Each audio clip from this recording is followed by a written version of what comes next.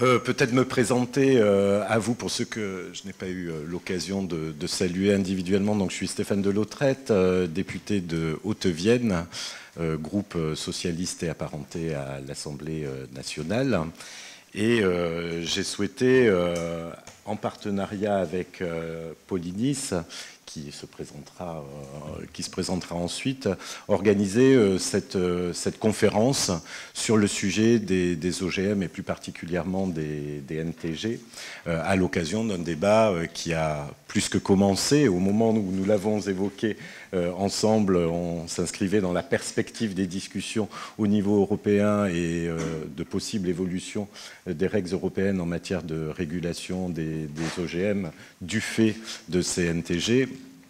Donc organiser cette rencontre pour créer, j'allais dire, à l'Assemblée nationale une culture commune des députés. Alors je dois excuser un certain nombre de nos collègues qui s'étaient inscrits, mais qui, compte tenu de l'agenda parlementaire, finalement ne sont pas forcément présents ce matin, mais sont représentés pour nombre d'entre eux par leurs collaborateurs. C'est aussi l'avantage que l'on a quand on ne peut pas être présent, d'avoir des collaborateurs présents et qui nous relaient l'information. Donc l'objectif, en tout cas la démarche dans laquelle je me suis inscrite, c'est véritablement de travailler de manière transpartisane à l'Assemblée. Je crois qu'on ne le dit pas suffisamment. Il y a des travaux ici qui arrivent à se faire indépendamment des positions dogmatiques, politiques, et qui consistent véritablement à appréhender les sujets de manière, si j'ose dire, dépassionnée, et de faire en sorte que nous puissions avancer collectivement au service de notre nation, de nos citoyens. Et justement, sur ce sujet qui nous intéresse aujourd'hui, nombre de préoccupations remontent de toutes parts. Et je remercie vraiment tous les intervenants autour de moi qui vont nous apporter un éclairage sous des prismes différents sur ce sujet-là. Et en fin de rencontre, je vous présenterai en tout cas ce qui est la position commune d'un certain nombre de députés ici, qui serait de nature à amener notre gouvernement à défendre une position qui est celle de nous préserver tous de toute évolution qui serait de nature à mettre en difficulté les uns et les autres. Donc je terminerai, comme je le disais, par ce qu'on appelle nous une PPRE, une proposition de résolution européenne qui aujourd'hui a obtenu le soutien de 7 groupes politiques à l'Assemblée au travers de députés signataires. Donc je vais exclure, je vais vous dire tout de suite qui n'a pas co-signé, comme ça c'est plus simple. Donc pas de co-signature du Rassemblement national et pas de co-signature du groupe LR. Il y a un groupe aujourd'hui qui n'a pas co-signé cette PPRE, qui est le groupe écologiste, avec lequel nous travaillons ensemble. Et Lisa Bellucco s'excuse, elle était présente tout à l'heure, parce qu'elle-même est porteuse d'une PPRE, donc portée par le groupe écologiste. Donc nous sommes convenus de nous revoir d'ici demain pour voir comment nous pouvons porter ensemble cette vision commune. Donc n'imaginez pas en tout cas qu'il n'y ait pas de comparaison possible entre la position des écologistes et la position que peut avoir LR. Et en tout cas le RN, je ne les ai pas sollicités de manière très claire, puisque l'habitude du travail du groupe socialiste, c'est de travailler avec les forces républicaines de cette Assemblée, pour être court. Donc si vous voulez bien, sans plus attendre, je vais laisser nos spécialistes et intervenants apporter leur éclairage, et je vous cède tout de suite la parole. Merci Monsieur Delautrette, et merci de nous permettre d'organiser cette conférence ce matin. Je vais prendre 10 minutes pour replacer les choses dans leur contexte et vous expliquer dans les grandes lignes le projet de règlement et les enjeux. Mais d'abord, rapidement, vous présenter aussi Polynice. Nous sommes une association française qui lutte depuis plus de 10 ans pour la protection des insectes pollinisateurs et de la biodiversité pour enrayer l'extinction en cours. Nous agissons à travers différents moyens d'action, le plaidoyer politique, la mobilisation citoyenne, les actions juridiques et les programmes scientifiques et de conservation sur le terrain. Nous sommes financés uniquement par des dons de particuliers et aujourd'hui nous représentons environ 1 million de citoyens français. Nous luttons depuis longtemps contre l'utilisation des pesticides dans le secteur agricole notamment. Mais quand la question de la dérégulation des nouveaux OGM a ressurgi dans le débat politique européen, nous avons naturellement décidé d'intervenir. Parce que le développement des OGM dans le secteur agricole aura des conséquences potentielles pour les équilibres écosystémiques. Parce que le développement des OGM dans le secteur agricole va contribuer au renforcement du modèle agricole intensif dominant, dont on sait qu'il est déjà destructeur pour le vivant et la biodiversité. Le projet de règlement que nous propose aujourd'hui l'Union européenne contient des éléments structurants pour l'avenir de notre système agricole et alimentaire. Il aura des conséquences irréversibles pour l'ensemble des agriculteurs, des acteurs économiques de la filière agricole et des citoyens. Nous estimons à ce titre qu'il doit absolument faire l'objet d'un débat public contradictoire.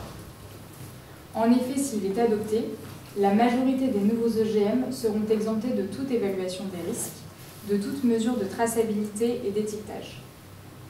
Pour rappel, aujourd'hui, les OGM sont encadrés par la directive 2001-18 qui les soumet à de strictes obligations en termes d'évaluation des risques, de traçabilité et d'étiquetage. Cette loi, ainsi que les clauses de sauvegarde qui permettent aux États membres de se protéger de la culture d'OGM sur leur sol, ont jusqu'ici permis à l'agriculture européenne de se protéger de toute dissémination massive et incontrôlée d'organismes génétiquement modifiés dans l'environnement. Pourtant, aujourd'hui, dans le but de favoriser les intérêts financiers de quelques firmes multinationales de l'agrochimie, l'Union européenne s'apprête à affaiblir considérablement la législation existante en supprimant la quasi-totalité des règles encadrant la production et la commercialisation d'OGM obtenus à partir des nouvelles techniques génomiques. Pour comprendre les enjeux de ce texte, il est nécessaire de revenir à la source et de comprendre ce qu'il propose dans les grandes lignes. Tout d'abord, que sont les nouvelles techniques génomiques? Ce sont des techniques d'édition du génome, de manipulation génétique, qui permettent d'intervenir à un endroit ciblé de la séquence d'ADN, en modifiant, en remplaçant, en insérant un gène issu d'un organisme de la même espèce ou d'une espèce sexuellement compatible. Le projet de règlement européen introduit la création de 2 catégories de plantes obtenues à partir de ces dites techniques, et cette catégorisation est le cœur du réacteur du projet de règlement. La première catégorie représente les plantes qui seraient, selon la Commission européenne, équivalentes aux plantes obtenues par la sélection conventionnelle. Pour cette catégorie, la Commission européenne propose une déréglementation totale, aucune évaluation des risques, aucune mesure de traçabilité ni d'étiquetage. La catégorie 2 représente les autres plantes. Pour celle-ci, les dispositifs d'évaluation des risques sont affaiblis, l'étiquetage serait maintenu. Il est essentiel de comprendre que toute la base légale de ce texte repose sur l'idée, aujourd'hui démentie, qu'il existerait une équivalence entre certaines plantes issues de ces nouvelles techniques génomiques et les plantes issues de la sélection conventionnelle. Pendant des mois, tous les arguments en faveur de ce texte soutenaient que si des plantes étaient équivalentes, alors leurs risques étaient équivalents. C'est cela qui a justifié l'absence d'évaluation des risques, l'absence de traçabilité et d'étiquetage. Pourtant, une grande partie de la communauté scientifique a alerté à plusieurs reprises sur l'absence de fondement scientifique de cette affirmation. Ces derniers n'ont été entendus qu'à la publication de l'avis de l'ANSES le 21 décembre 2023. Et ce que critiquent les experts de l'ANSES, c'est d'abord évidemment le manque de fondement scientifique des critères d'équivalence proposés par la Commission européenne. Mais aussi et surtout, c'est l'absence de corrélation entre ces critères, qui sont principalement des critères moléculaires, donc ici on parle de taille, de nombre et de type de modification génétique, et les risques associés. En fait, sans regarder les traits ou les fonctions modifiées et apportées aux plantes, il est impossible de prédire les risques associés aux mutations génétiques. Par ailleurs, ces critères laissent une immense liberté dans la manipulation du génome, une liberté telle que la majorité des OGM, nouvelle génération, appartiendrait à cette catégorie 1, cette catégorie prétendument équivalente. Une étude récente de la Fédération allemande pour la conservation de la nature a démontré que 94% des plantes issues de ces MTG qui pourraient être commercialisées appartiendraient à la catégorie 1, prétendument équivalente. Ce que cela signifie donc, c'est que 94% des plantes issues des MTG qui seraient commercialisées ne subiraient aucune évaluation des risques, ne seraient pas tracées ni étiquetées. Le projet envisage également la suppression de la clause de sauvegarde. Cette clause qui figure dans la législation existante est pourtant essentielle pour permettre aux États membres de conserver leur souveraineté nationale. Et la France a d'ailleurs mené un long combat juridique pour son maintien dans la directive 2018. Quels sont les enjeux et les impacts d'une telle proposition? Ces enjeux vont être discutés tour à tour par les intervenants d'ici un instant, et je les remercie pour leur présence et leur participation aujourd'hui. Mais voici d'abord un court résumé qui vous permettra de comprendre les enjeux dans leur ensemble. Le premier enjeu de ce projet réside dans les risques potentiels pour la biodiversité et les écosystèmes.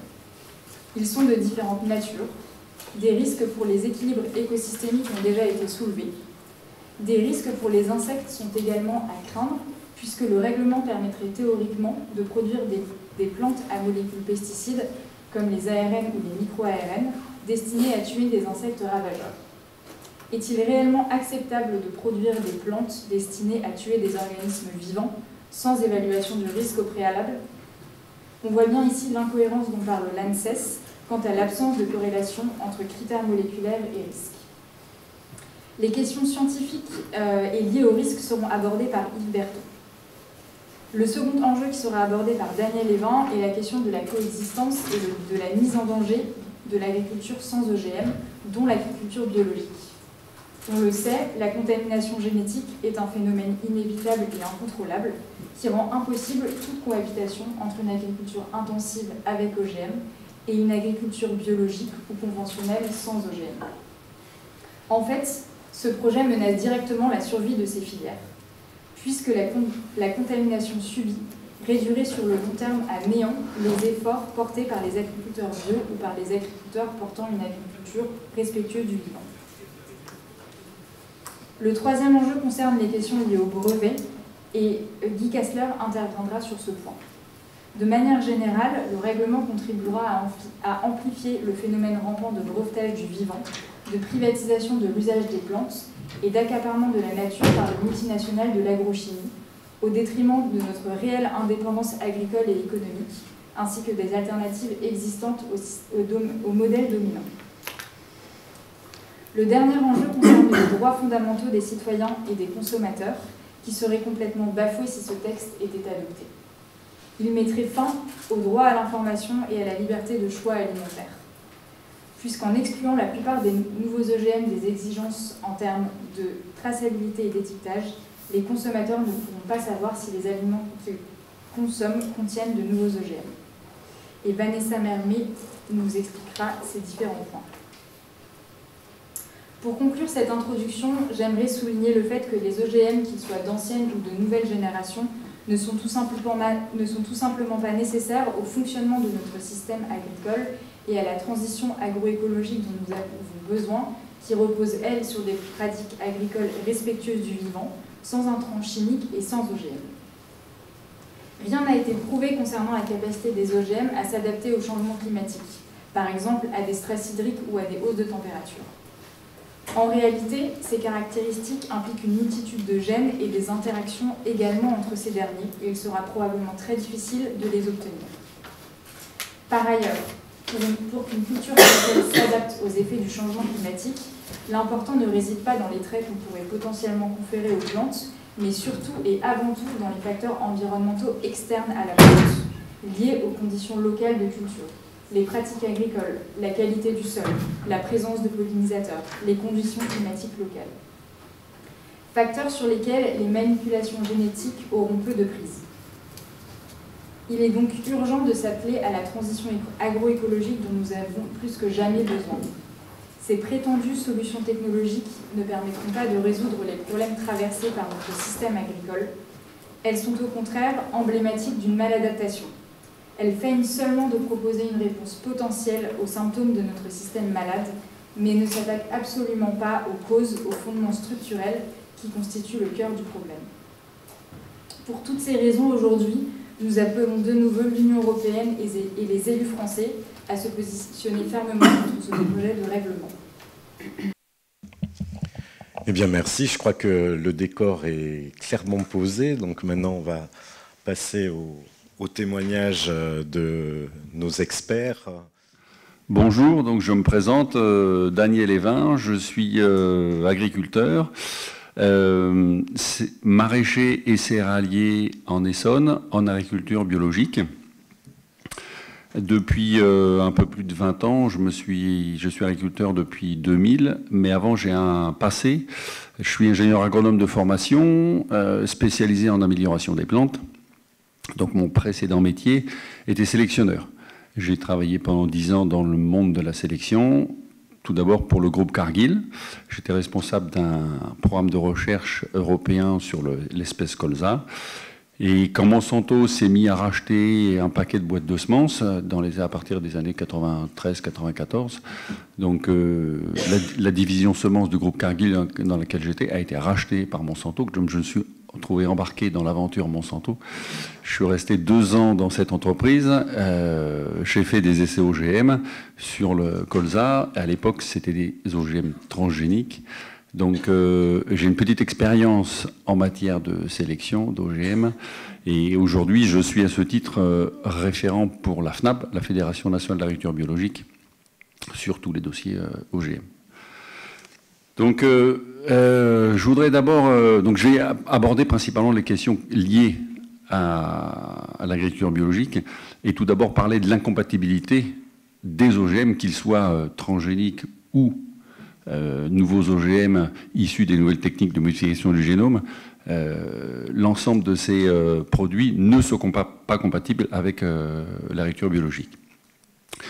D'abord pour des raisons philosophiques, c'est que nous, en agriculture biologique, on travaille sur le respect de la nature et on travaille surtout avec la nature. Notre objectif, c'est d'arriver à produire en s'appuyant sur les mécanismes naturels et en prenant la nature dans sa globalité. Si on a des problèmes d'insectes, de maladies, etc., on ne va pas uniquement s'attaquer à l'insecte ou à la maladie, mais regarder dans l'ensemble de l'environnement comment ces insectes ou cette maladie ou ces adventices sont arrivés et mettre en place toute une série de mécanismes en s'appuyant sur la nature et pas en modifiant génétiquement certaines plantes et de manière philosophique en disant à la nature tu n'as pas bien fait les choses, nous on vient corriger cela.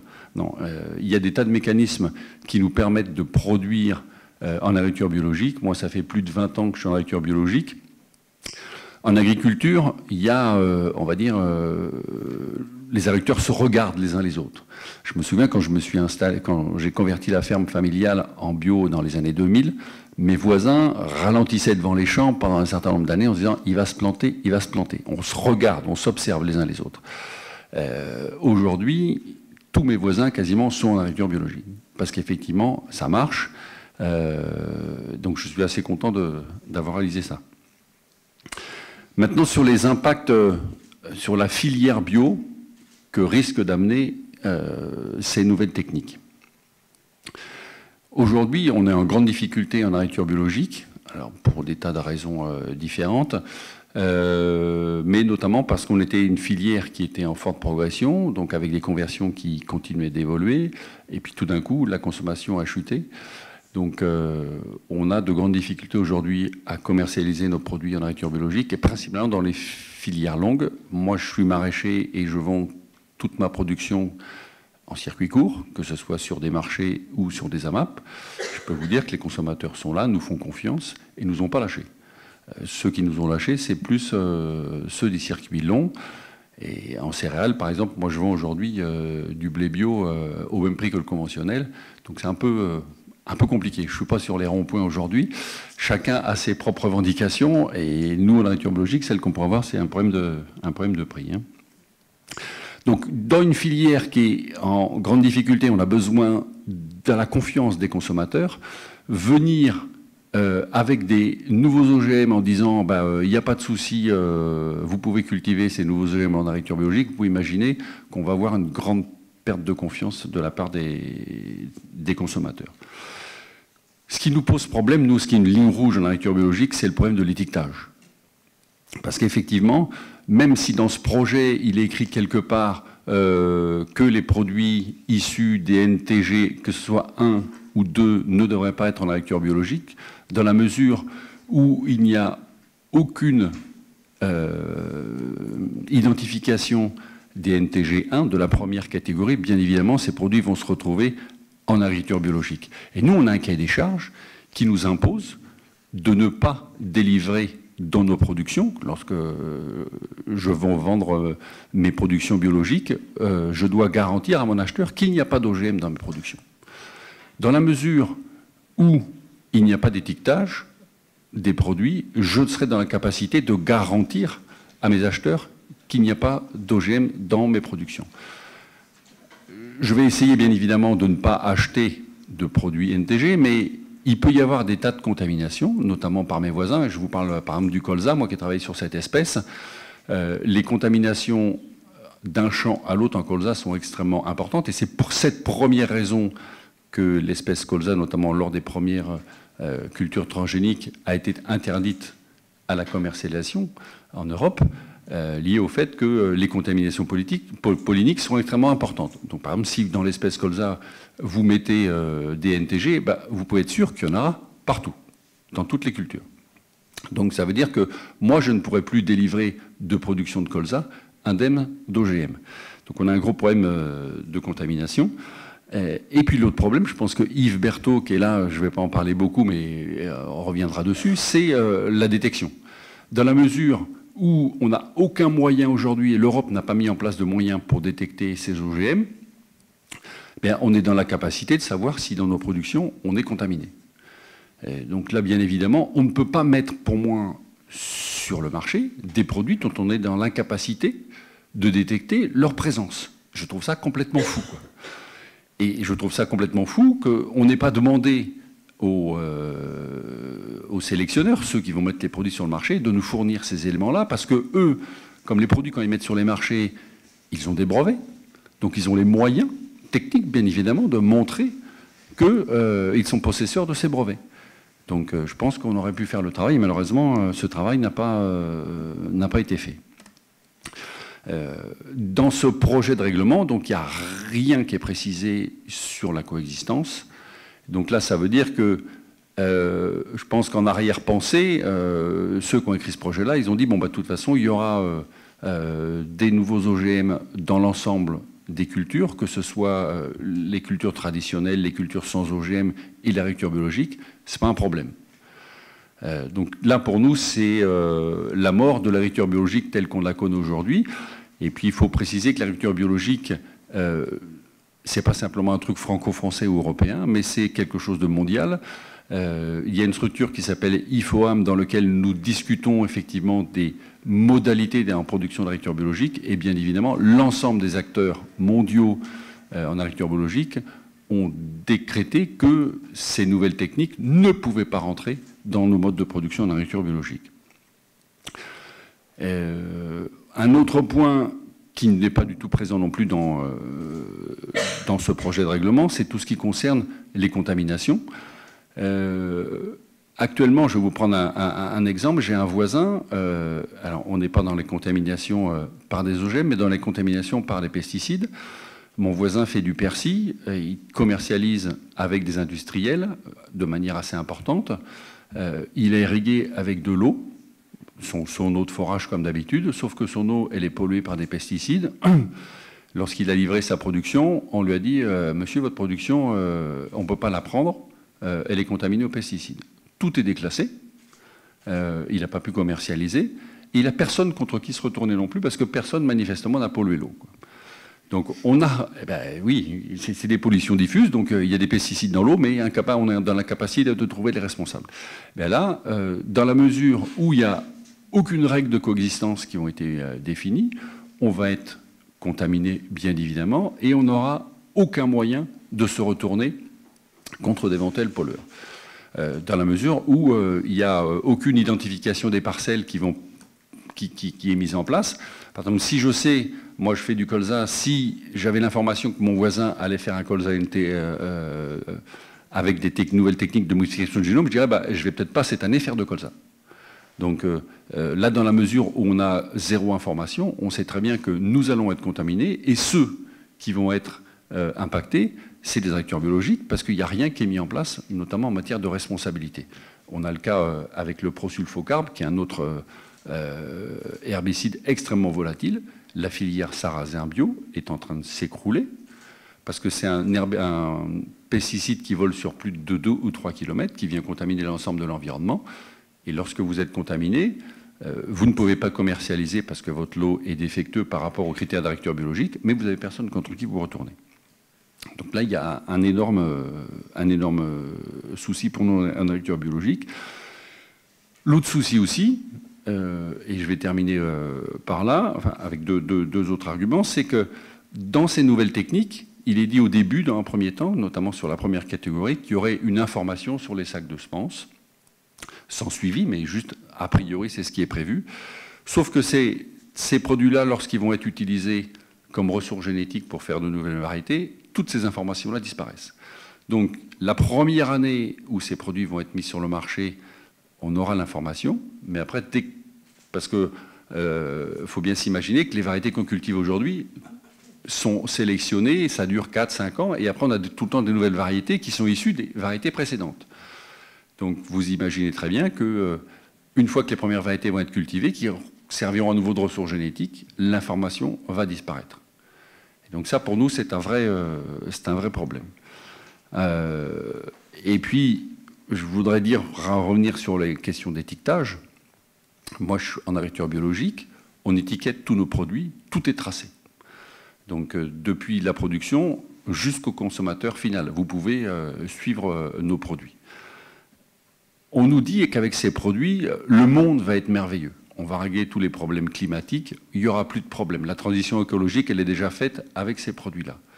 Mais s'ils sont si merveilleux que ça, je pense qu'il faut informer les consommateurs pour que les consommateurs se précipitent vers ces produits.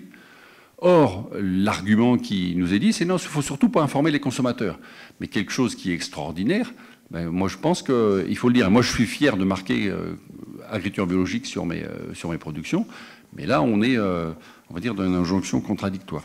Et enfin, dernier point, donc dans mon premier métier, en tant que sélectionneur, quand j'ai vu arriver les OGM, parce que j'ai travaillé principalement, on va dire, de manière traditionnelle en sélection, et j'ai vu arriver ces OGM, il y avait énormément, ce que je vais appeler de fausses promesses, c'est-à-dire que les premiers OGM qui sont arrivés, c'était soit des plantes qui étaient capables de tolérer un herbicide, principalement le glyphosate, mais il y avait aussi le glufosinate, l'atrazine. Enfin bon, c'est surtout la tolérance au Roundup, au glyphosate qui a décollé.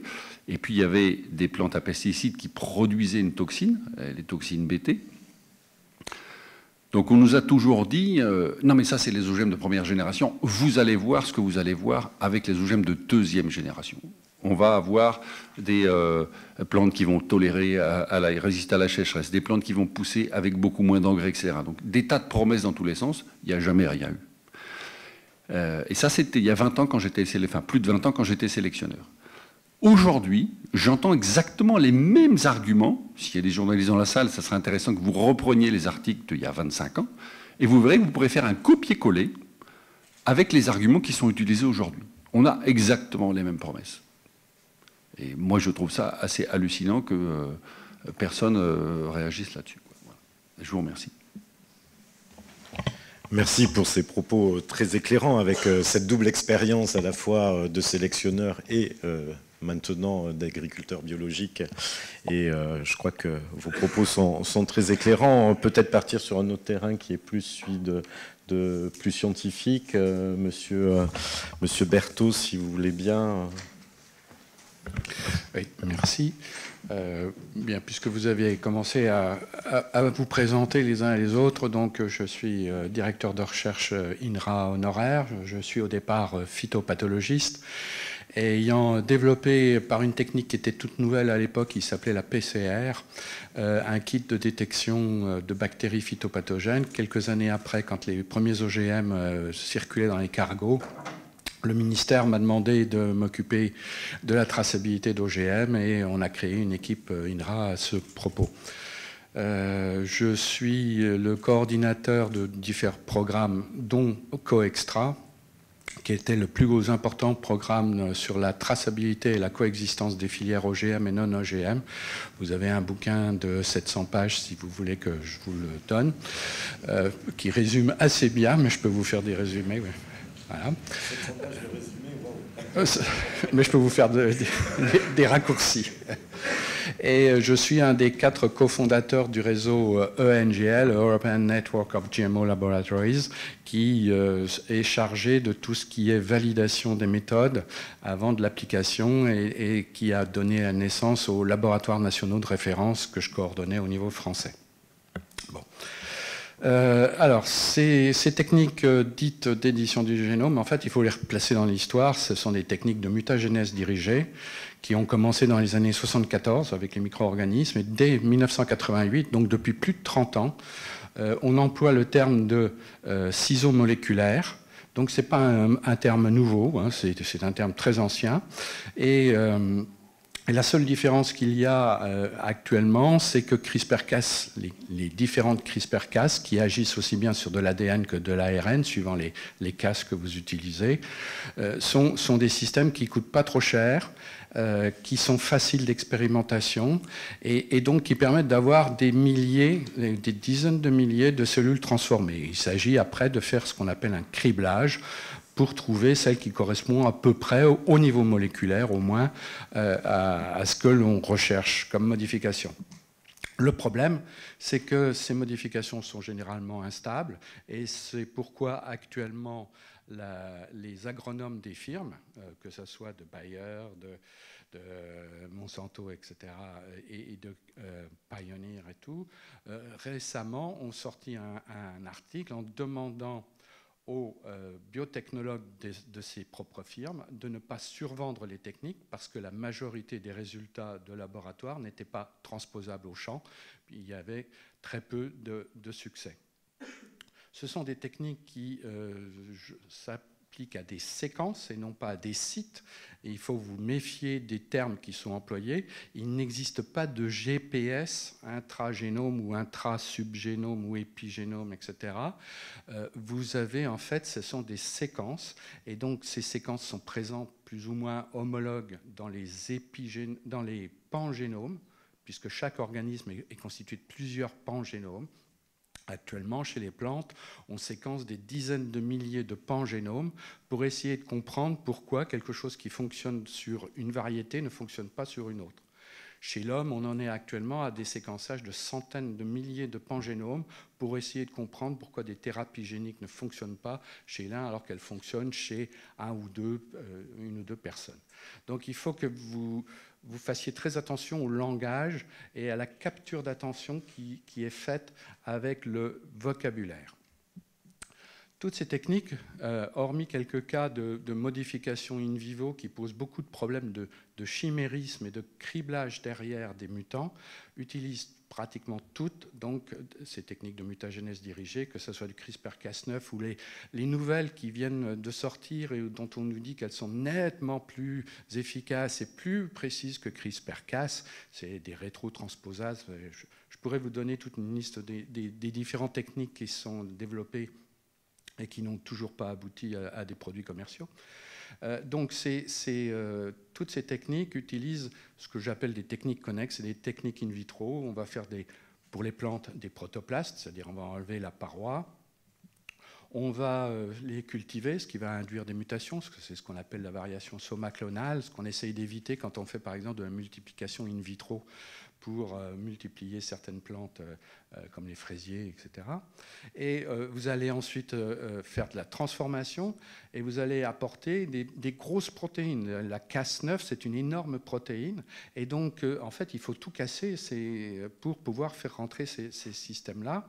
Et vous introduisez des enzymes comme les Cas9, qui sont des enzymes qui ont été sélectionnées par la nature pour éradiquer des ADN ou des ARN invasifs. Donc, ce sont des systèmes qui coupent.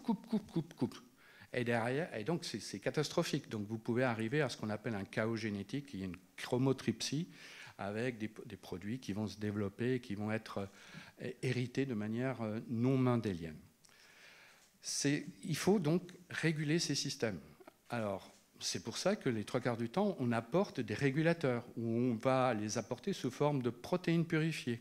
Mais ces protéines ne sont jamais totalement purifiées. Les meilleures enzymes commerciales purifiées, qui sont celles utilisées en particulier pour la PCR, sont toutes contaminées par des ADN. Donc chaque fois que vous introduisez un réactif, que ce soit de l'ADN, de l'ARN messager ou des RNP, les ribonucléoprotéines, vous introduisez des ADN étrangers. Donc quand on nous dit qu'il n'y a pas d'ADN étranger, il faut juste dire intentionnellement, je ne cherche pas à introduire d'ADN étranger. Mais il y en a toujours. Et reste derrière le problème de la détection de ces séquences étrangères et de l'utilité de systèmes efficaces. Récemment, par exemple, un article d'il y a quelques semaines a montré qu'en utilisant des logiciels qui sont utilisés en cancérologie, on arrive à trouver entre 4 et 7 fois plus d'effets off-target et on-target qu'en utilisant les logiciels classiques utilisés actuellement en séquençage. Donc, il faut faire très attention. Ces techniques connexes induisent des tas de mutations et d'épimutations. En fait, ce qui, à la fin, compte, c'est le phénotype. C'est-à-dire que vous introduisez quelque chose, vous avez une modification dont vous espérez qu'elle va vous apporter le trait, le caractère qui vous intéresse, et au final, c'est le phénotype. C'est le phénotype à la fois en serre, et on a déjà beaucoup de pertes en cours de route, et alors, quand on arrive au champ, là, on en perd beaucoup plus. Ces techniques connexes utilisent aussi des systèmes de vectorisation, comme Agrobacterium tumefaciens, qui est l'agent de la gale du collet, par exemple chez les pommiers, etc., les rosiers et tout. Ce sont les systèmes les plus efficaces et ils laissent toujours des traces, que ce soit des plasmides ou que ce soit du chromosome d'Agrobacterium. Et comme ça coûte cher de faire des séquençages, ce qu'on appelle ultra profonds, et que les logiciels d'assemblage des séquences et de comparaison des séquences ne sont pas très efficaces, on se retrouve toujours, on fait, pour essayer de déterminer ces off-target ou les effets on-target, on utilise des PCR en utilisant des logiciels qui ne sont pas au point. Bon.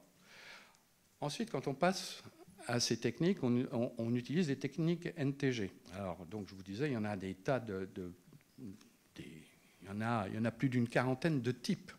Et chaque type peut varier. Par exemple, quand vous regardez les CRISPR-Cas, vous allez avoir déjà au moins plus d'une quinzaine de logiciels les plus utilisés. Hein. Je ne vous parle pas des autres. Vous avez plus d'une quinzaine de logiciels rien que pour essayer de définir l'ARN guide qui devrait vous rapprocher de la cible. Donc, selon l'expérience du laboratoire, selon l'expérience du thésard, parce que c'est généralement les thésards et les postdocs qui travaillent, c'est plus nous. Nous, on cherche de l'argent puisqu'on est toujours sur recherche sur projet. Maintenant, on n'a plus de fonds récurrents. Ou quand on a les fonds récurrents, c'est pour boucher les problèmes de fuite dans les toits. Et donc, vous vous retrouvez avec déjà, rien que là, des dizaines et des dizaines de différents types d'ARN guides. Or, ce sont des ARN guides qui sont synthétiques, qui n'ont rien à voir avec les ARN guides qu'il y avait autrefois dans les bactéries qui sont utilisées. Et puis derrière, vous allez avoir toutes les modifications qui sont faites sur les Cas. Vous allez avoir de la Cas9 morte, par exemple, ce qu'on appelle morte, au lieu de couper double brin, elle va couper un seul brin pour essayer de réduire les effets off-target. Mais vous allez avoir après des fusions pour faire du prime editing, du base editing, etc. Et chaque labo a ses petites recettes. Donc si vous ne connaissez pas très intimement toutes ces techniques, vous n'avez aucune idée de ce que vous allez avoir à la fin. Donc connaître la technique et pouvoir l'évaluer et pouvoir surtout avoir de la reproductibilité, car c'est un des gros problèmes que l'on a avec les techniques de mutagénèse dirigée type NTG ou autre, c'est vraiment très difficile. Donc on a entre les techniques connexes, les systèmes de vectorisation avec des produits qui sont mal purifiés, avec les techniques NTG, on a plein de cicatrices et de signatures qui peuvent toutes être utilisées en détection identification. Il faut juste un petit peu changer par rapport à ce qu'on faisait actuellement, jusqu'à présent, avec les OGM transgéniques, qui était de viser le fragment de bordure entre une insertion qui n'a rien à faire, par exemple un virus dans une bactérie, dans une plante ou un gène de bactérien. Là, c'est ce qu'on appelle l'approche matricielle. L'approche matricielle, c'est le poids de l'évidence. Au point de vue juridique, c'est l'intime conviction qui fait que vous avez un faisceau convergent de preuves qui va vous permettre de penser que c'est un produit qui n'est pas naturel, mais qui est artefactuel. Donc, il faut que vous reteniez que dire qu'on a utilisé une CRISPR-Cas9 ou Cas12a ou Cas13, etc., puisque ça dépend des systèmes, vous n'allez pas pouvoir définir ce qui va se passer au point de vue des modifications non intentionnelles et encore moins au niveau des effets non intentionnels, puisque en fait, pour avoir une idée des effets non intentionnels, il faut que vous fassiez des essais au champ dans des circonstances très différentes et ce n'est pas fait parce que ça coûte cher. Voilà. Donc, ces ciseaux moléculaires, on vous dit que c'est une technique disruptive, pas du tout disruptive, c'est juste c'est plus rapide et ça coûte moins cher. Hein, c'est juste ce côté-là qui est disruptif. Vous pouvez vous poser la question de savoir pourquoi il y en a si peu, alors que ça fait plus de 30 ans qu'on en a et qu'on en a de plus en plus, et qu'on voit des tas de publications, alors il ne sort rien à la fin. Eh bien parce que déjà, on n'a pas pris en compte un certain nombre de besoins. La plante, elle n'est pas seule dans son univers, ce n'est pas un univers virtuel, elle a besoin, on doit prendre en compte ce qu'on appelle l'holobionte. L'holobionte, c'est l'association de la plante avec tous les micro-organismes, des feuilles, des racines, etc. Et donc, c'est une vision holiste. Si vous n'avez pas ça, or, ces micro-organismes, ils aident à la fois à la résistance à des stress biotiques et abiotiques, ils aident à la croissance, à l'amélioration des rendements, etc. Donc ça, c'est déjà toute une partie qui a été oubliée. Ensuite, la deuxième question, c'est quelle séquence allons-nous essayer d'introduire ? Et on manque beaucoup de séquences candidates parce que fondamentalement, ce qui compte, c'est le fond génétique.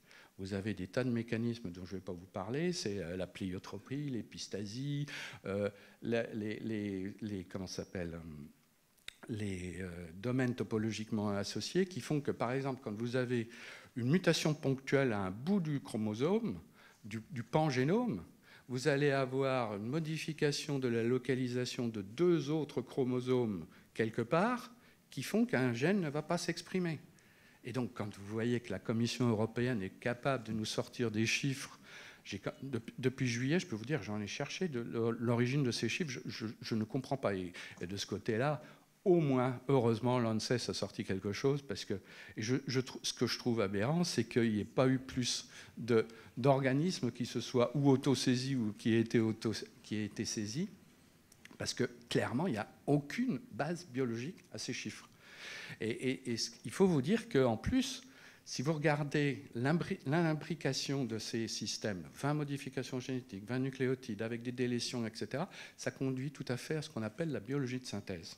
C'est comme ça que l'on fait de la biologie de synthèse, c'est en supprimant des tas de séquences. Or là, il n'y a aucune taille dans les délétions. Donc c'est une porte ouverte à tout ce que vous voulez, et ce, encore plus, quand vous pensez au pool des sélectionneurs et à ces espèces ponts. Les espèces ponts, ce sont des espèces qui vont servir, un peu comme la triticale, par exemple, qui vous permet de faire passer des gènes entre le seigle et le blé, etc. Et on peut, par des techniques in vitro, faire des transferts. Donc bientôt, si on regarde la proposition de la Commission européenne, en gros, dans quelques années, on pourra dire qu'un gène humain qui a été inséré dans une plante, ça fait partie du pool génétique des obtenteurs, surtout s'il y a ce qu'on appelle les nuls ségrégants, les ségrégants nuls. Et voilà. Donc c'est pour vous dire que j'ai été content quand même qu'au moins un organisme d'évaluation sorte enfin une vérité, quoi. C'était tellement incongru. Enfin voilà. Bon, alors la traçabilité et la coexistence, puisque comme Daniel Evin en a parlé tout à l'heure, pourquoi est-ce qu'on doit tracer ? Alors, il ne faut déjà pas oublier que toutes ces techniques sont des techniques duales. C'est pas pour rien qu'aux États-Unis, l'IARPA, qui est un département de la défense, je ne sais pas si on dit nationale ou fédérale, qui se préoccupe en particulier de l'intelligence artificielle, a mis en place, il y a déjà plusieurs années, des programmes pour la détection et la traçabilité des produits issus des techniques de mutagénèse dirigée, dont les techniques CRISPR-Cas, etc. Et il y a pas mal de résultats qui sont sortis en 2022, et j'ai fait un rapport en anglais là-dessus, et vous pouvez trouver ça sur Internet. Ce sont des techniques duales. Bon, ça c'est déjà... on n'a pas eu les épisodes de septembre 2001, on n'a pas eu les enveloppes avec des bacilles qui se baladaient, mais vous imaginez très bien à quoi ça peut mener, même chez nous. Le deuxième point, c'est que assurer la traçabilité et la coexistence, ce n'est pas seulement un problème de bio-non-bio. C'est avant tout déjà un problème de sécurité, parce que vous avez des filières qui vont produire des produits destinés à l'industrie. Par exemple, du colza avec de l'acide érucique en grande quantité. Vous avez des produits qui servent au biofarming. Par exemple, on a eu des contaminations de maïs par des maïs destinés à la vaccination de porcs. Bon, alors évidemment, ça ne vous gênera peut-être pas d'être vacciné contre des maladies du porc, mais les gens n'ont pas trop apprécié aux États-Unis, de même qu'ils n'ont pas trop apprécié Starlink qui a nécessité quand même $1 milliard au début des années 2000 pour un retrait de toutes les contaminations qu'il y avait. Vous avez aussi l'utilisation de ces nouveaux OGM dans le cadre de dépollution. On se sert la capacité des plantes à absorber, par exemple, des métaux lourds pour dépolluer des sols. Et je ne suis pas sûr que vous apprécieriez de manger des plantes, puisque, en fait, comme on ne sait pas très bien travailler sur des plantes orphelines, donc on utilise presque toujours des plantes cultivées pour lesquelles on a quelques variétés de laboratoire qu'on sait transformer. Les techniques connexes, c'est ça le problème. C'est qu'il y a non seulement des tas d'espèces qu'on ne sait pas transformer, auxquelles on ne sait pas appliquer les transformations, la vectorisation, etc., mais c'est en plus la même chose pour les variétés. Et c'est pour ça, par exemple, qu'on ne peut pas réduire si facilement que ça les cycles de production de variétés, parce qu'on est toujours obligé de passer par ces variétés-là. Et donc de faire après des rétrocroisements vers les variétés élites, etc. etc. Bon. La traçabilité documentaire, même renforcée par la blockchain, ne peut pas protéger des fraudes et des contaminations accidentelles. Rappelez-vous, il y a 2 ans, on a encore détruit 3000 hectares de colza parce que les semences étaient contaminées. Donc il y a plein de systèmes de traçabilité qui sont disponibles. On est capable d'identifier actuellement les germoplasmes des sociétés. On a des empreintes digitales qui sont en cours de normalisation pour les variétés. C'est en cours de normalisation à l'UPOV et à l'ISO. On a des signatures des techniques NBT. On est même capable d'identifier les laboratoires. On est capable d'identifier les laboratoires et en utilisant des outils d'intelligence artificielle, le technicien dans un laboratoire qui a procédé aux manipulations. Et on a aussi tous ces ADN étrangers. Donc la traçabilité est tout à fait possible. Il n'y a que se mettre au boulot et d'utiliser une approche qu'on appelle l'approche matricielle. Ce n'est pas pour rien que la Commission européenne a refusé en 2017 des moyens pour des preuves de concept du réseau ONGL et que ce n'est qu'à la suite de la publication, en particulier par les Britanniques, mais aussi par nous, d'articles, qu'elle s'est décidée fin 2022 à ouvrir des programmes sur la détection des produits NTG. Et la coexistence, je vous rappelle qu'une des principales conclusions du programme CoExtra, qui n'a pas été contredite jusqu'à présent, c'est que la coexistence dite flexible, c'est-à-dire en gros un producteur de bio qui est à côté d'un producteur d'OGM, n'est pas possible. La seule coexistence qui est possible pour des plantes à pollinisation croisée et pour des plantes pérennes, comme aussi bien le trèfle luzerne que les arbres, ce sont des zones dédiées et que ça devient un problème d'organisation du territoire. Et donc, après, ça sera à vous de décider, les politiques, si vous voulez que la Beauce soit OGM et que l'Alsace reste non OGM parce qu'elle a des signes de qualité au maïs ou des choses comme ça. Voilà. Donc et je ne veux pas vous parler de tous les aspects économiques. N'oubliez pas une chose, qu'une des raisons de notre bonne balance commerciale au point de vue agricole, c'est le fait que nous vendions des produits non OGM. Eh bien, merci pour ce regard très éclairant sur cet aspect scientifique qui nous a amené quelques-uns, je pense, à revoir un petit peu, à revenir sur nos cours de biologie moléculaire. J'avoue que c'était un petit peu lointain pour moi. Je ne suis pas certain d'avoir tout suivi, mais je crois avoir bien compris globalement le sujet. Mais justement, vous évoquiez l'impact sur le volet économique. C'est peut-être une partie qu'on va pouvoir aborder dans la continuité avec M. Kessler. Oui, donc bonjour à tout le monde. D'abord, merci de cette invitation. Pour nous, c'est important de faire rentrer ce débat à l'Assemblée nationale. C'est vrai que si vous arrivez à produire jusqu'à un rapport, ce serait encore mieux que déjà un vote d'une motion. La Commission européenne ne sera pas obligée de le prendre en compte, mais le gouvernement français sera obligé de le prendre en compte. Et vos collègues du Sénat ont entamé la même démarche. D'ailleurs, j'ai rencontré une élue socialiste pour la même raison, et je vous en félicite. Et c'est pour ça que je pense que votre initiative est le début de quelque chose. Et quand je dis le début de quelque chose, je vais revenir très rapidement sur le passé. On nous dit, bon, il faut adopter un règlement. Une fois qu'il sera adopté, vous serez obligé de l'appliquer. En 2014, l'Assemblée nationale et le Sénat ont voté une loi interdisant de cultiver du maïs OGM en France. D'ailleurs, à l'initiative d'un de mes voisins qui était député de l'Aveyron, socialiste.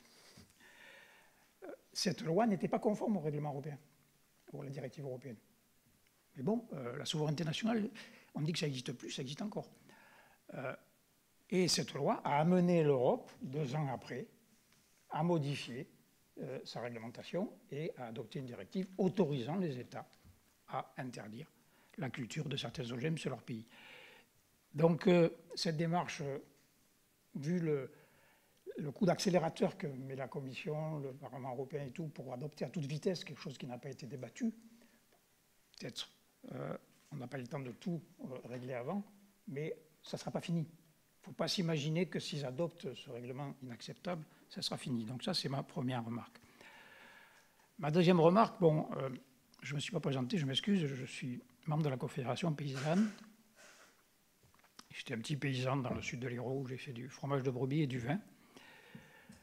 Et je représente la Confédération paysanne et aussi la Via Campesina internationale dans de nombreuses enceintes, que ce soit le protocole de Carthagène, la Convention sur la diversité biologique ou le traité des semences, ou au niveau européen qui discute de ces problèmes.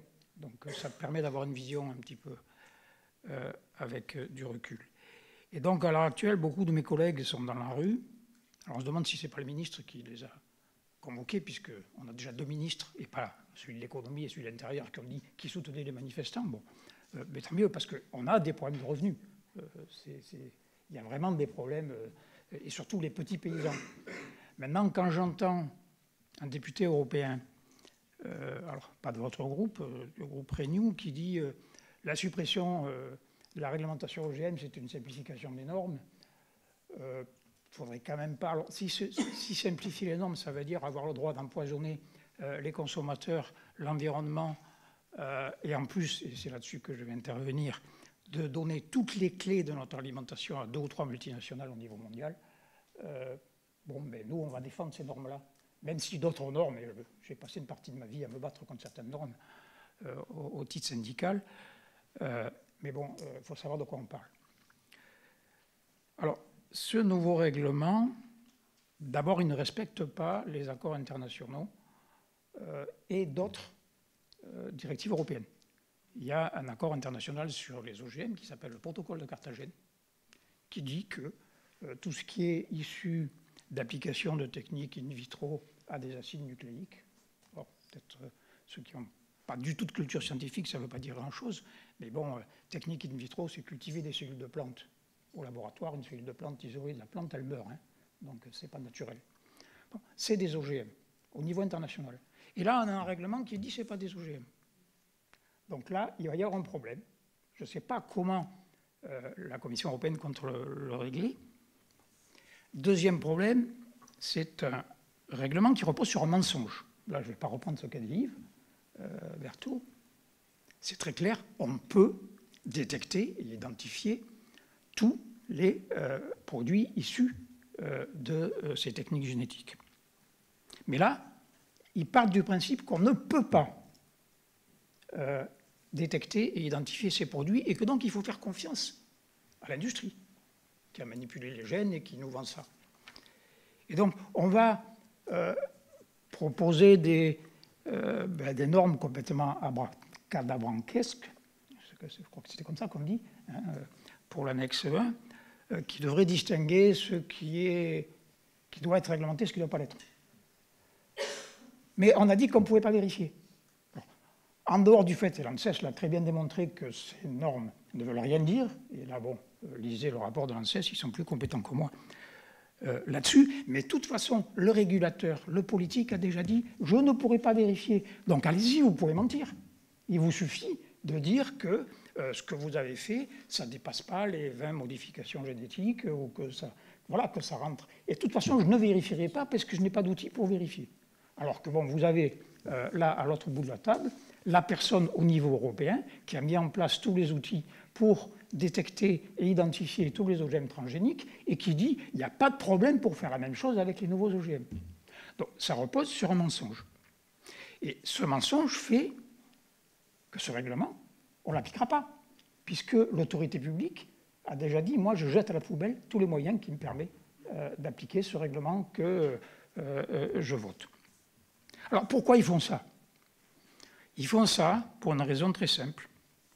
C'est qu'aujourd'hui, avec la traçabilité des OGM, qu'on a gagné en 2001 quand même, et puis après il y a eu pas mal de bagarres aussi, je ne vais pas vous refaire l'historique de toutes ces bagarres, mais ça permet d'abord aux consommateurs qui n'en veulent pas de ne pas en acheter.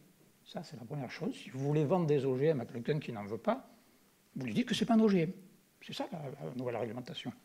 Mais surtout, c'est la traçabilité des brevets qui sont revendiqués sur ces plantes. Alors là, il se passe quelque chose d'extraordinaire. Nous, ça fait à peu près 10 ans qu'on dit ça, quand ils ont dit les nouvelles techniques, en fait, ce n'est pas vraiment des OGM, donc ça ne rentre pas dans le cadre de la réglementation. Nous avons été au Conseil d'État, en Cour de justice de l'Union européenne, la Cour de justice de l'Union européenne nous a donné raison, elle a dit c'est des OGM. À partir de là, ils ont dit bon, on va modifier la définition des OGM. Donc aujourd'hui, on en est là. Et donc, non seulement si on ne peut pas les reconnaître, les consommateurs les achètent, mais surtout, on ne pourra plus savoir si dans les semences qu'on achète et qu'on cultive, les chaînes de distribution dans les produits agricoles qu'ils achètent et qu'ils vont revendre, et puis si on est contaminé, on ne saura pas s'il n'y a pas des brevets qui suivent les petits gènes là, qui vont venir contaminer nos cultures. Alors, normalement, la portée d'un brevet, elle ne s'étend qu'aux produits issus de l'invention brevetée. C'est la réglementation des brevets. Mais là, on me dit, on ne peut pas distinguer ce qui est issu de l'invention brevetée de ceux qui existent naturellement, été sélectionnés par les paysans ou en sélection traditionnelle. Et donc, ça veut dire très clairement que si un semencier, en me disant, il raconte une histoire, quand vous revendiquez un brevet, vous ne faites que raconter une histoire. Vous dites, j'ai utilisé cette technique. Personne ne le vérifie. Ce n'est pas des laborantins à l'Office européen des brevets, c'est des juristes. Personne ne le vérifie. Donc, vous racontez une histoire que vous avez obtenu ce gène. Bon, moi, j'ai cultivé des pois chiches sur ma ferme. Quand je l'ai acheté, il y avait des pois chiches de variétés locales qui venaient de plusieurs générations, qui résistaient à des insectes. Bon, demain, un industriel, avec ses nouvelles techniques, raconte une histoire qu'il a obtenu la résistance aux insectes avec CRISPR-Cas9. Son OGM, je ne peux pas le distinguer de mes pois chiches. Moi, mes pois chiches, je n'ai jamais fait de séquençage génétique, je n'ai jamais pu prouver que ce gène il existait avant que le brevet soit revendiqué. Je n'ai jamais fait de dépôt dans des collections officielles pour que je puisse prouver que mon pois chiche existait avant. Donc, mon pois chiche, j'aurais plus le droit de le cultiver. Parce que le brevet, on va me dire « Ah, mais tu fais une contrefaçon ». Et à partir du moment où je suis poursuivi en contrefaçon, si on saisit ma récolte, et c'est la même chose qui peut arriver à un petit semencier, ou même à certains gros semenciers, quand on va saisir leur semence. C'est moi qui dois prouver que mes plantes ne sont pas issues de l'invention brevetée. La réglementation dit qu'on ne peut pas le prouver, puisqu'on ne peut pas faire la distinction entre ce qui est issu de ces techniques et ce qui existe naturellement ou dans les semences traditionnelles.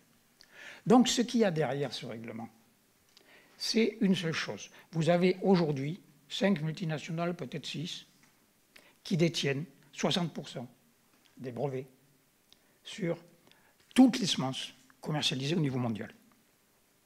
En Europe, on a gardé un tissu industriel assez diversifié parce qu'on a eu cette réglementation des OGM et que les brevets sont posés sur les OGM. Mais si on accepte cette nouvelle réglementation, je ne vous donne pas, mais en 4-5 ans, toutes les... Alors déjà, les paysans, ils seront poursuivis en contrefaçon, donc ils n'auront plus le droit de choisir ce qu'ils vont cultiver. Tous les petits semenciers, même les moyens semenciers, et même le président actuel de l'Union française des semenciers, bon, ils se partagent entre deux gros semenciers, donc je vais les citer, c'est la RGT et des Pré-Semences, qui n'ont pas beaucoup de brevets dans leur portefeuille. Eux-mêmes se plaignent en disant « mais nous, on va être complètement absorbés par ces 4 ou 5 multinationales ». Ce qui veut dire qu'au nom de la souveraineté alimentaire, au nom de la simplification des normes, enfin, bon, je ne vais pas vous raconter sur le baratin, on est en train de confier toute notre alimentation à 4 ou 5 multinationales qui, en plus, ne font pas la promotion de l'agriculture biologique ou paysanne et de la petite agriculture, mais ils font la promotion de l'éradication des petits paysans et de leur remplacement par des machines, par alors, tout ce qui est dématérialisé. Enfin, je ne vais pas vous faire un cours là-dessus. Donc voilà, aujourd'hui, le Parlement, voilà, il va voter le 6, on nous dit, mars. Est-ce qu'il va adopter un truc qui est abracadabresque et qui est illégal, quelque part, puisque j'adopte un règlement qui n'est pas conforme aux conventions internationales et qui ne sera pas applicable dans la réalité, avec comme objectif de confier toute l'alimentation européenne à quelques multinationales. S'il le vote, on ne s'arrêtera pas là. Bon, le Conseil européen, de toute façon, ce n'est pas encore passé, parce que le brevet, il y a quand même... Il faut voir, il y a 3 pays en Europe qui ont des brevets. D'abord, essentiellement l'Allemagne, enfin, au niveau qui hébergent des entreprises qui ont des brevets. L'Allemagne, les Pays-Bas et la France. Les autres pays, et moi je me rappelle au début des OGM avoir été en Roumanie, en Hongrie, en Pologne, etc., invités par les parlements de ces pays-là. Pourquoi ils étaient contre les OGM? C'est parce qu'ils ont des semences traditionnelles, ils n'ont pas de brevet. Et donc aujourd'hui, ne perdez pas espoir, même si on a l'impression qu'en précipitant l'adoption de ce règlement, peut-être qu'ils vont adopter des trucs inimaginables, on aura toujours les moyens d'aller contre par la suite, et je pense même qu'on va les empêcher d'adopter ce règlement, en tout cas avant les élections européennes, et qu'on ne va pas s'arrêter là. Et je conclurai en disant que s'il y a des élus européens, alors peut-être pas dans la salle, mais de toute façon on leur fera savoir, nous irons surveiller leur vote à Strasbourg. Ils ne seront pas tout seuls, on sera là, et on fera savoir avant les élections européennes qui a voté quoi. Je vous remercie. Eh bien, merci. Et je vous propose de terminer cette table ronde eh bien, par vous, Vanessa Mermet. Merci, monsieur le député, puis merci à tous les intervenants. Moi, je suis directrice des campagnes de l'ONG Polynis, et je voulais axer mon propos sur la façon dont ce projet de règlement en lui-même, ainsi que le processus menant à son élaboration et sa potentielle adoption, bafoue un certain nombre de droits, un certain nombre de principes démocratiques à plusieurs niveaux. Donc au niveau des droits des citoyens, de leur droit à l'information, de leur liberté de choix, en particulier en tant que consommateurs, et au niveau de leur représentation démocratique, que ce soit via les corps intermédiaires ou les élus. Et j'aborderai ça juste après. Donc tout d'abord, dans leurs choix alimentaires, on l'a vu déjà précédemment, les libertés des citoyens consommateurs sont sérieusement entravées par ce projet de règlement, donc qui ne prévoit, je le répète un petit peu, aucun étiquetage des produits qui contiendraient des OGM. Donc les consommateurs n'auront plus d'informations sur ce qu'ils mangent. Donc en magasin, rien ne leur permettra de distinguer un produit contenant des OGM d'un produit n'en contenant pas. Il deviendra extrêmement difficile pour l'ensemble de la population de pouvoir faire un choix, le choix de se nourrir ou de nourrir leur famille avec ou sans OGM. Donc on pourrait se dire que la filière sans OGM, souvent bio, mais pas seulement, se débrouille pour mettre un label. On l'a vu, c'est extrêmement compliqué et le règlement dans sa version actuelle, et qui donc est celle qui sera soumise au vote, visiblement, ne prévoit pas non plus de traçabilité.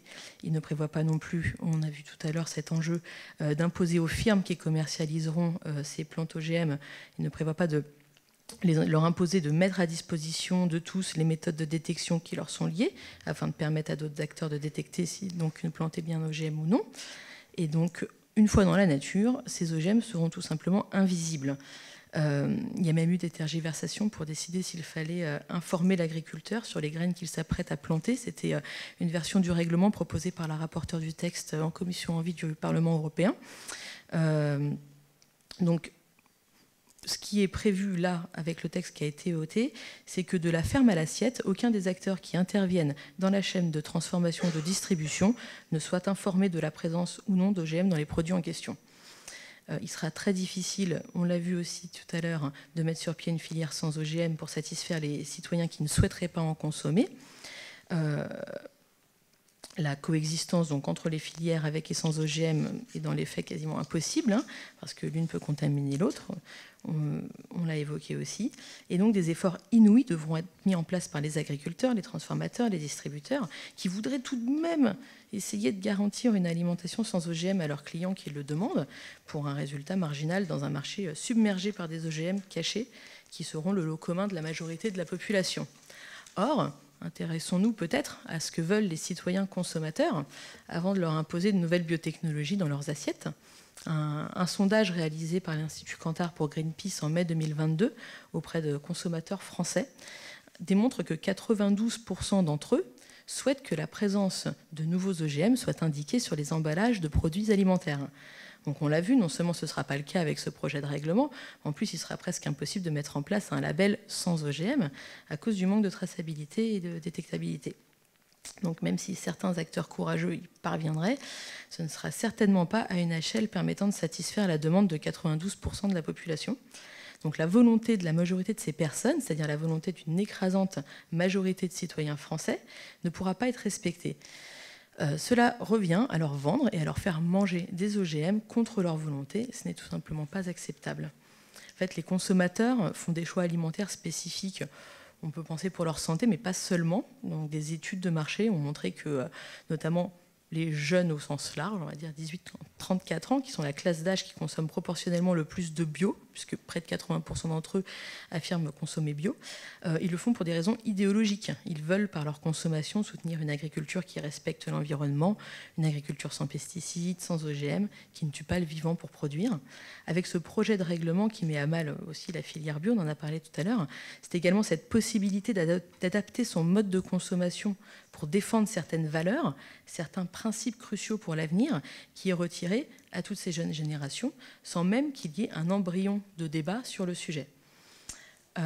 Donc, le mouvement de rejet et d'opposition à ce projet est large. Il mobilise l'ensemble des acteurs de la filière sans OGM, jusqu'aux distributeurs, qui en France se sont exprimés par voie de presse récemment dans une tribune publiée dans le journal Le Monde, pour exprimer leur vive inquiétude sur les conséquences de cette absence d'étiquetage et de traçabilité, et les conséquences que ça va avoir sur le lien de confiance qu'ils entretiennent avec leurs consommateurs. On a évoqué aussi l'importance de ce lien de confiance tout à l'heure avec l'intervention de M. Evin. Donc ils affirment, les distributeurs, dans cette tribune, leur attachement au principe de, je cite, de transparence et de précaution, tant pour les anciens OGM que pour les nouveaux. C'est également ce que semblent souhaiter les citoyens. 77% des interrogés lors du sondage que j'ai cité précédemment demandent à ce que les nouveaux OGM fassent l'objet d'une réglementation stricte au niveau européen, la même réglementation que celle qui était appliquée jusqu'ici aux OGM. C'est ce que demande également une pétition lancée au niveau européen et déposée une première fois l'année dernière devant le Parlement européen, en présence d'eurodéputés et de membres de la Commission européenne. Elle a recueilli à ce jour plus de 540 000 signatures, et la moitié de ces signataires sont des citoyens français. Donc, quoique peu et mal informés sur ce projet de règlement, nos concitoyens y sont sensibles. Des campagnes d'information à destination des consommateurs auront par ailleurs lieu toute cette année. Elles ont déjà démarré en magasin. Elles se poursuivront jusqu'à ce qu'un réel débat public soit engagé. Là où ce projet de règlement entrave également le droit des individus, c'est dans son élaboration et le processus qui est en train de conduire à son adoption dans l'irrespect le plus total de la représentation démocratique et des corps intermédiaires. Donc pour les corps intermédiaires, vous trouverez des témoignages concordants de syndicats, d'ONG, de représentants de groupements scientifiques qui rapportent avoir participé au processus d'élaboration du règlement sans que leurs apports n'aient été pris en compte. Notre ONG Polynis, par exemple, pour témoigner de ce que je connais personnellement, a été partie prenante dans le processus d'élaboration de ce projet de règlement au nom des 1,2 million de citoyens dont nous représentons la voix en défense des pollinisateurs et du vivant. Donc comme au moins une cinquantaine d'organisations de différents pays européens qui ont toutes une expertise et une représentativité avérée. Il y a des associations de protection de l'environnement et de la biodiversité comme nous, mais pas seulement. Il y avait donc évidemment les agriculteurs qui ne souhaitent pas cultiver d'OGM, la filière bio qui s'oppose à ce projet dans toute l'Europe, des représentants des consommateurs, des scientifiques. Nous avons tous été amenés à commenter l'analyse d'impact de la Commission européenne à l'automne 2021. Nous avons participé à la consultation publique au printemps 2022, ainsi qu'à la consultation plus restreinte des parties prenantes. Je reviendrai dans un instant sur celle-ci. Entre-temps, évidemment, nous avons envoyé de nombreux courriers, parfois communs, afin d'interpeller la Commission sur les risques qui n'étaient pas pris en compte dans son analyse, les risques envers l'environnement, la souveraineté agricole européenne notamment, et tous les risques qu'on a déjà évoqués jusqu'ici. Et qui sont aussi, nous avions aussi alerté sur le manque d'études scientifiques sur le sujet, soit parce qu'il y avait un vide scientifique à remplir, soit parce qu'ils ont été écartés de l'analyse d'impact, comme l'a montré l'ONG allemande Test Biotech, qui a recensé pas moins de 80 études scientifiques qui auraient dû compter dans l'analyse d'impact et qui n'y figuraient pas. Mais nos commentaires n'ont jamais été pris en compte. Donc, selon les rapports qui ont été publiés par les organisations qui ont décortiqué ce processus, et de ce que nous avons pu expérimenter aussi de notre côté, sur les consultations auxquelles nous avons participé, les questions étaient très clairement orientées dans le sens d'une dérégulation et de ses bénéfices supposés dès le départ. Donc il était très difficile d'y parler des risques ou des inconvénients, c'était toujours simplement pas prévu pour ça. Concernant la consultation des parties prenantes, qui a été menée parallèlement à la consultation publique, elle a suscité de lourds débats car elle a été déléguée par la Commission à un consortium de cabinets privés dont l'impartialité a été remise en cause par plusieurs parties prenantes. Ça a mené 38 organisations à interpeller par courrier la commissaire Stella Kyriakides au mois d'octobre 2022. Nous y avons notamment dénoncé le manque de clarté des questions et des réponses proposées, le biais des questions présentées et le caractère préconçu des affirmations qui concernaient vraiment les bénéfices des plantes OGM issues des nouvelles techniques génomiques qui étaient en fait omniprésentes et ne reposaient sur aucun fondement vérifiable. Nous avons dénoncé aussi le manque de transparence dans la sélection des participants aux consultations et le conflit d'intérêts de certains consultants qui étaient impliqués dans le traitement des réponses à la consultation. Nous avons par ailleurs remonté ces lacunes auprès de la médiatrice européenne à l'occasion de sa consultation sur la transparence dans l'environnement et une plainte a été déposée auprès d'elle par 2 ONG, le Bureau européen des Amis de la Terre et Corporate Europe Observatory. L'enquête au niveau des services de la médiatrice est encore en cours, mais malgré ça, et vous le savez, le règlement, lui, a abouti, en fait. Un règlement qui porte l'empreinte des intérêts des grands semenciers mondiaux, on l'a vu, qui seront les grands gagnants de cette nouvelle ouverture du marché européen aux plantes génétiquement modifiées. Donc, en fait, que les industriels soient partie prenante comme nous dans l'élaboration des règlements qui les concernent, c'est habituel dans le processus européen et ce n'est pas ça qui choque. Ce qui est choquant et profondément antidémocratique, c'est qu'ils soient la seule voix entendue au détriment de tous les autres intérêts en jeu qui ont pourtant porté leur voix de multiples façons. Donc, malgré ça, le règlement est bien en train d'être soumis au vote des parlementaires européens Et là aussi, vous l'avez peut-être entendu, si vous avez des collègues élus qui siègent au Parlement européen, l'empressement à voter cette loi ne permet pas aux eurodéputés de mesurer correctement les enjeux qui lui sont liés. Leur fonction est sapée par un calendrier qui ne respecte pas le temps parlementaire. Donc l'eurodéputé Benoît Biteau explique dans une tribune au Monde avec José Bové, on pousse, donc je cite, on pousse les députés à voter plus de 600 amendements dont certains n'ont pas été traduits dans toutes les langues. Les calendriers sont bousculés, les réunions se succèdent à un rythme effréné, tout doit être bouclé avant le mois de mars. Un empressement qui vise à court-circuiter le débat public et donc la démocratie dans chaque pays. Dans notre pays, la France, la question des OGM s'est posée il y a des années déjà.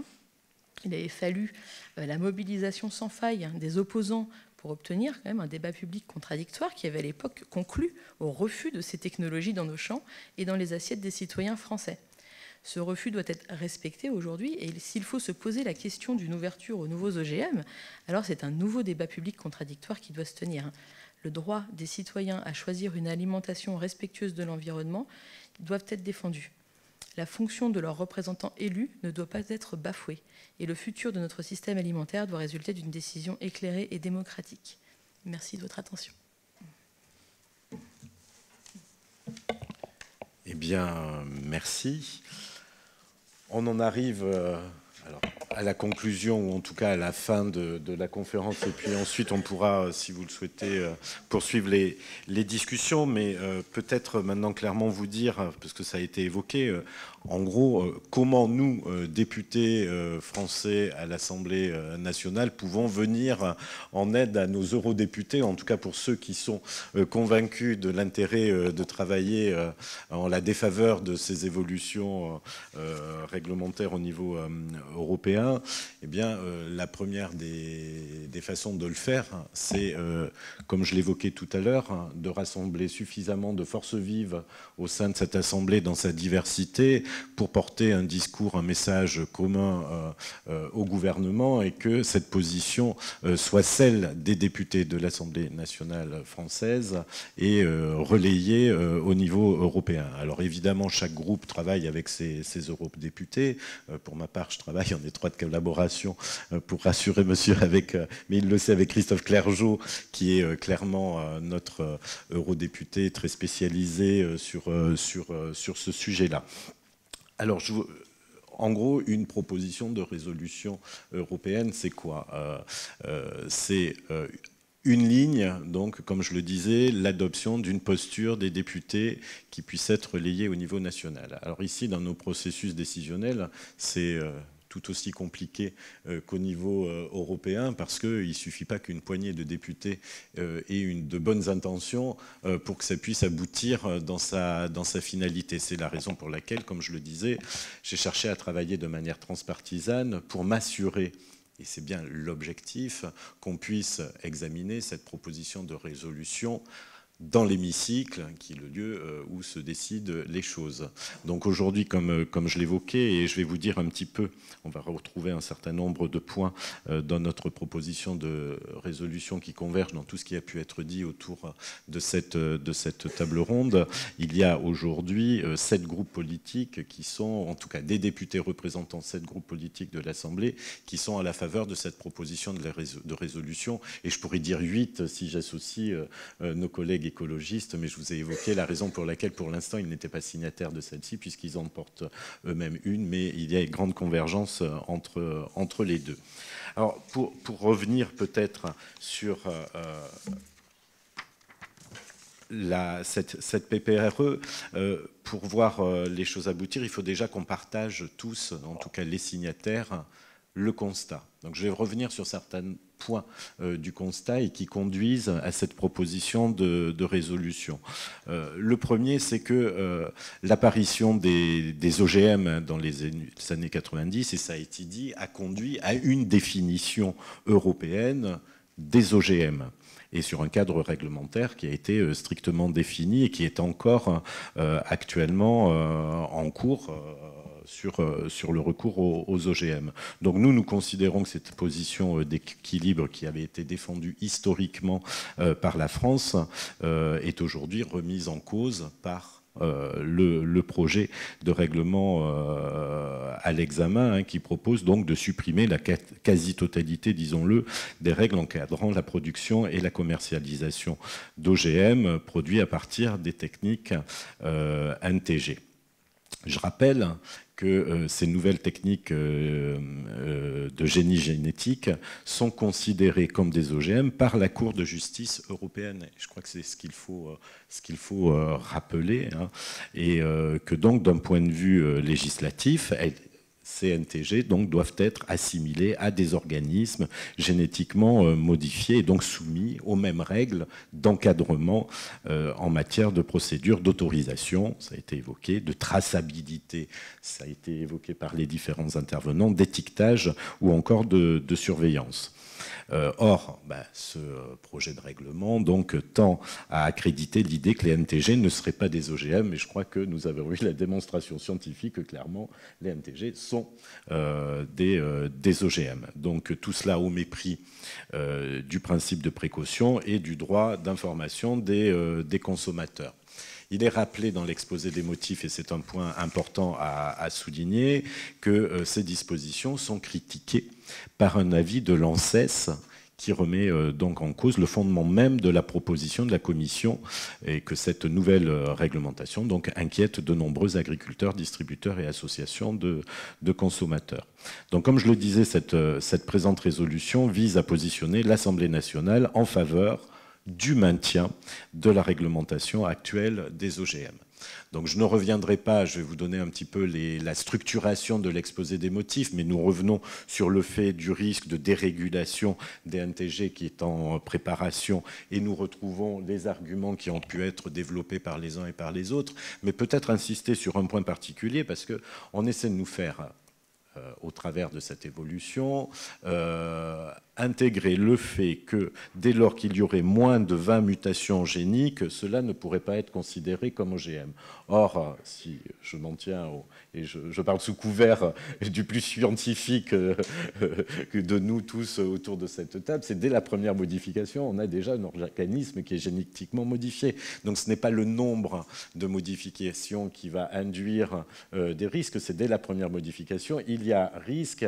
Or, tant qu'il n'y a pas une expertise scientifique qui permet de démontrer que le risque est levé, on considère donc toujours, principe de précaution, qu'il faut rester prudent quant à la commercialisation et l'utilisation de ces plantes donc, OGM.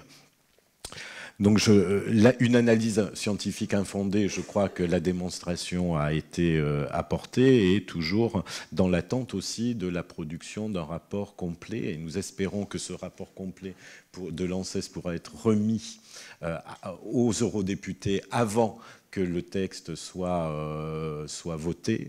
Mais d'ores et déjà, je l'ai évoqué, de toute façon, l'ANSES a d'ores et déjà édité d'un primo-rapport et d'un certain nombre de recommandations, ou en tout cas d'alertes, qui montrent son positionnement sur le sujet. Les risques sanitaires et environnementaux non négligeables, mais là aussi je ne redévelopperai pas ce qui a déjà été dit. Et pour ce qui est bien évidemment dans le débat actuel, nous n'ignorons pas les difficultés que rencontrent nos agriculteurs, mais un point particulier sur lequel moi je souhaite insister, sur lequel nous insistons dans l'exposé de nos motifs, c'est le risque de dépendance de nos agriculteurs si nous levons tous les verrous. Donc ce qui peut paraître sous couvert de surtransposition par les uns ou d'imposition européenne, nous ce que nous cherchons c'est à protéger nos agriculteurs d'éventuelles dépendances avec toutes les conséquences que ça peut avoir, et si on s'écarte de la question purement environnementale et sanitaire, de l'impact économique que ça peut avoir sur nos propres exploitations. Et je ne reviendrai pas, mais on en fait un chapitre particulier, notamment sur le véritable risque que ça fait peser sur la filière de l'agriculture biologique. Un autre point sur lequel nous insistons, c'est sur la cible du consommateur, et notamment l'atteinte au droit d'information du consommateur que fait peser donc cette évolution.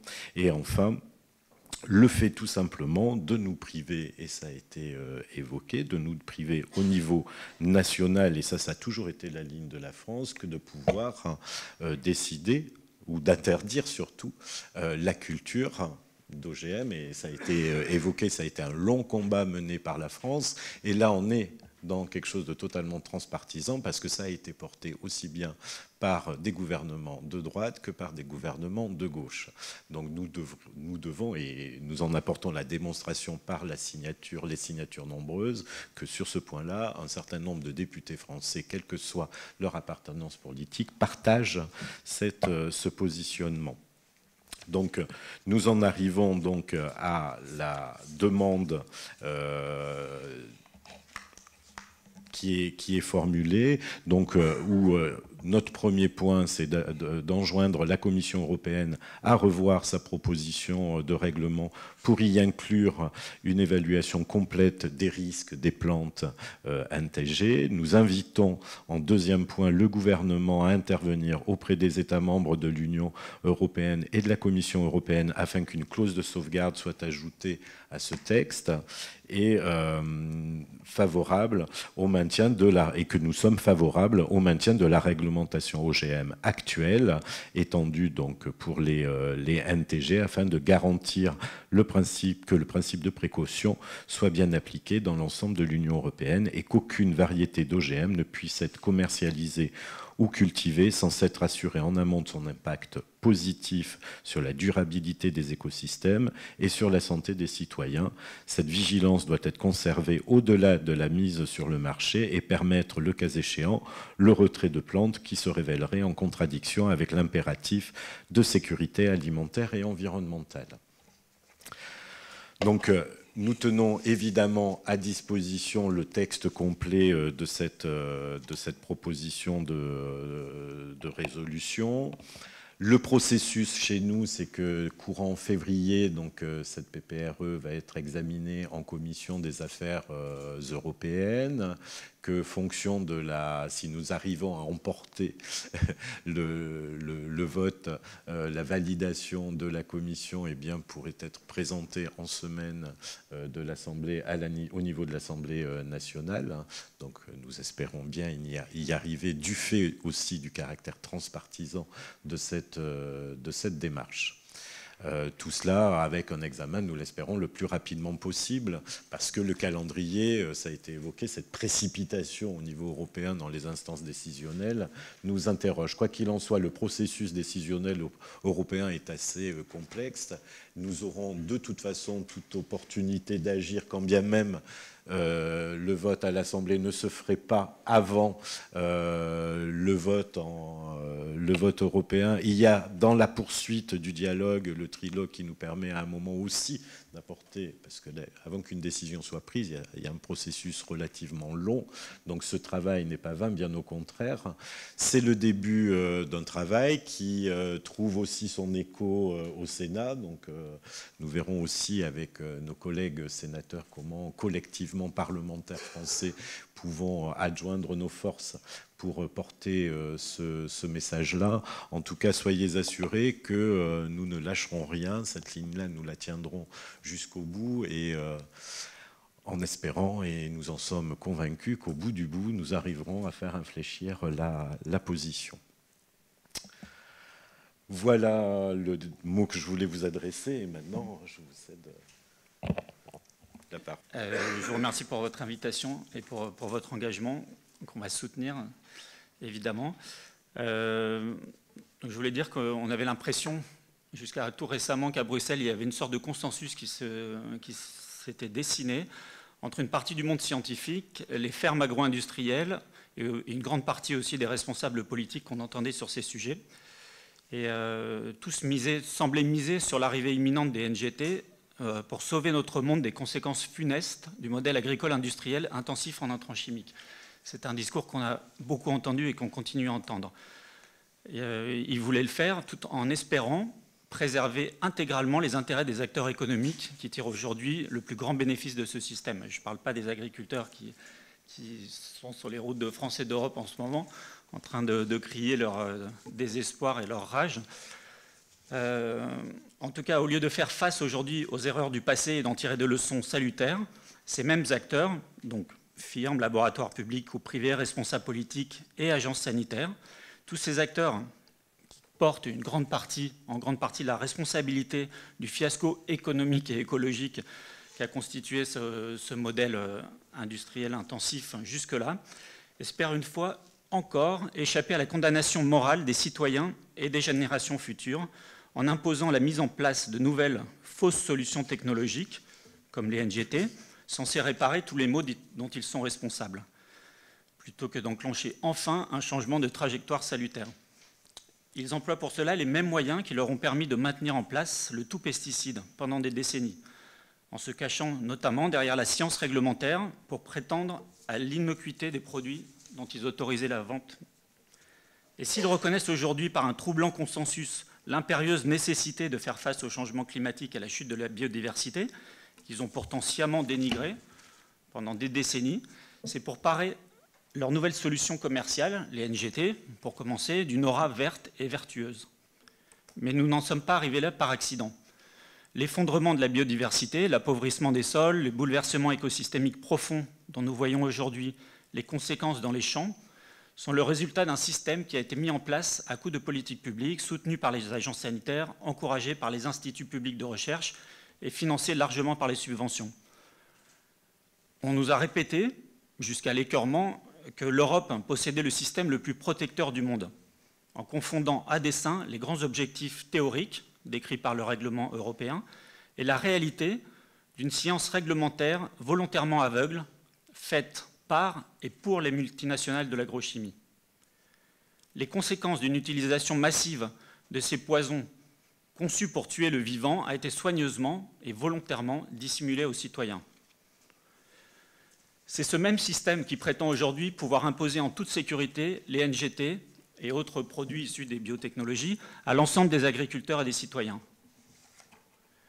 Donc, n'ayant de compte à rendre à personne visiblement sur leurs agissements passés, ces mêmes acteurs sont prêts à faire prendre un nouveau risque, peut-être démesuré, en tout cas inutile, à l'ensemble du vivant.